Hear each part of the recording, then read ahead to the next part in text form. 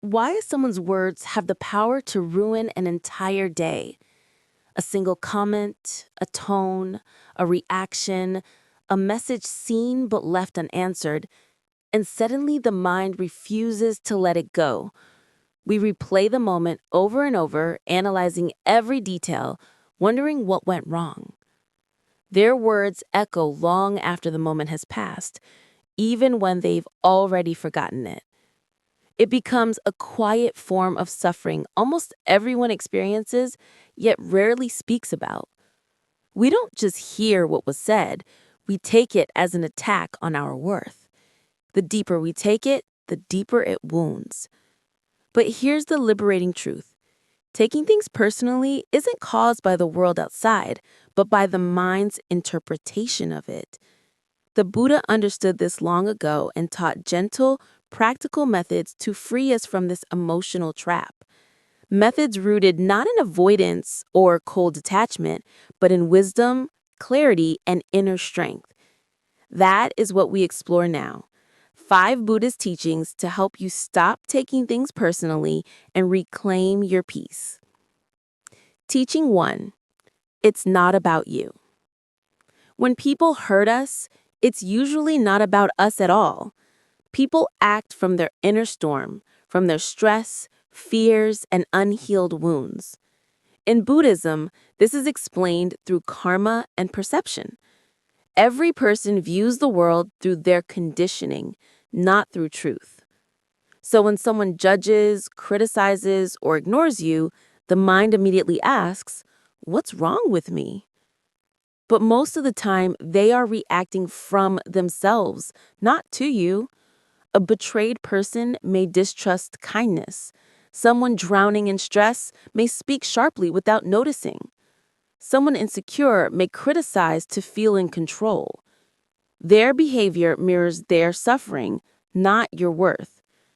The Buddha encourages us to pause and ask, is this really about me or is there pain speaking? Freedom begins when you stop carrying what was never yours.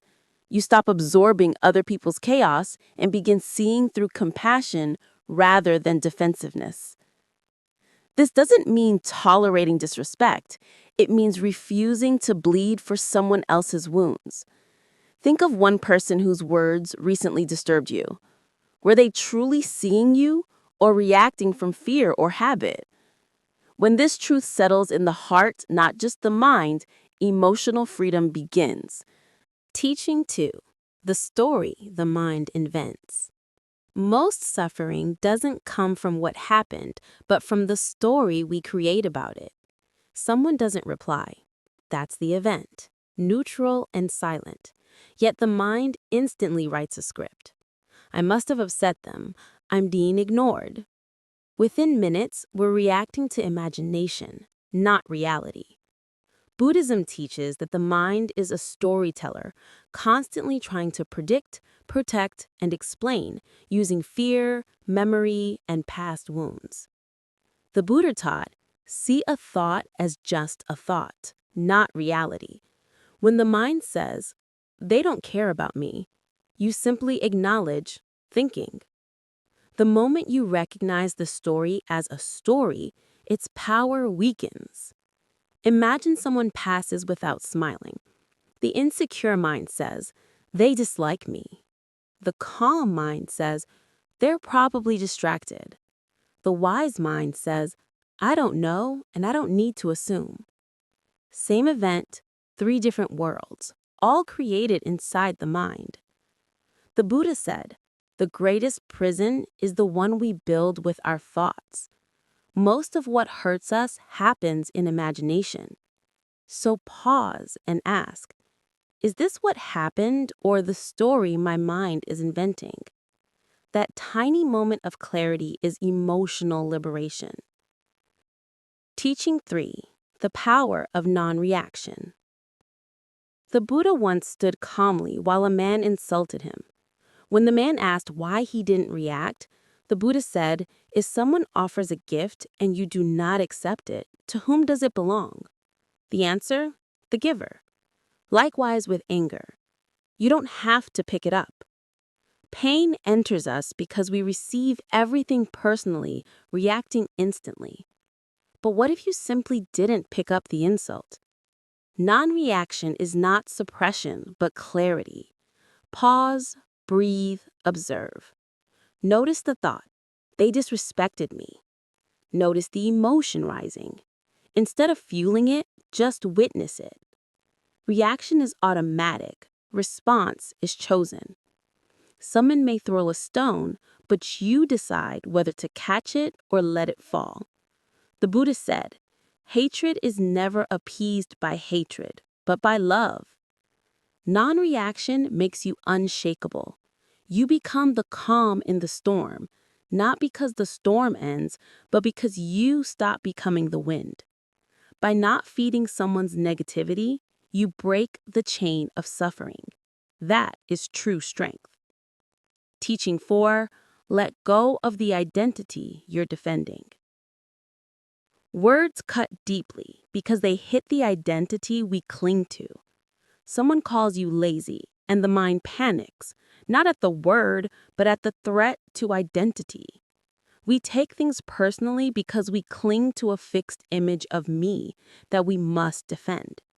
But Buddhism teaches anatta, non-self. You are not a fixed, permanent being. Your thoughts, opinions, personality, and identity change over time. So what are we defending? A temporary story, a shape-shifting identity pretending to be solid.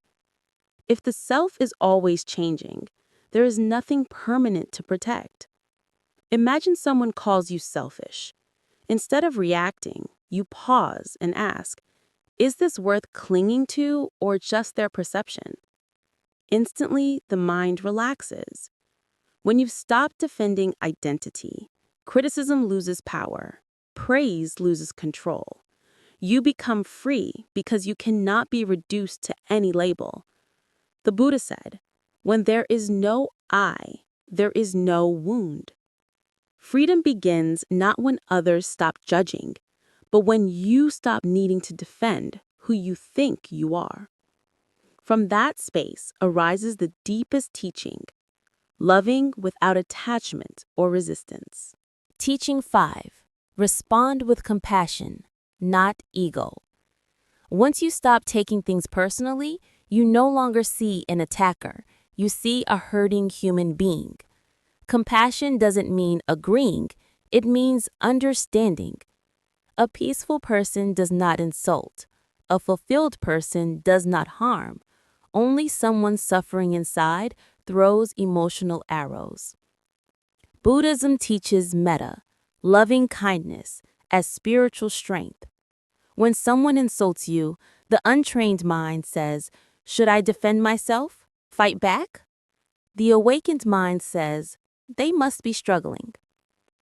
That realization is mastery, not weakness. You step out of emotional battles and choose peace over ego. A simple inward response inspired by metta is, may you be free from suffering. May you find peace. You don't need to say it aloud or even like the person. Simply holding that intention protects your heart from inheriting their chaos. The Buddha said, hatred is never appeased by hatred, but by love, wise love. When you respond from this space, no one can make you feel small because you've stepped into your true size. At the heart of all this lies one liberating truth. You don't need to change others, only how you relate to them. When you stop taking things personally, the world loses its power over your peace. People may still criticize or misunderstand you, but their words come from their mind, not your worth. You stop living as a receiver of emotional attacks and become the guardian of your own peace. The Buddha said, peace begins the moment you stop taking things personally. Not when people change, but when you awaken. And that awakening is already happening within you. If this message brought clarity, I invite you to continue this journey. Subscribe for more Buddhist wisdom to help you let go of overthinking, protect your peace, and live with calm confidence. No matter what others say or do, your freedom begins within, and you are already walking the path. Before you leave, tell me what part of this teaching connected with your heart the most.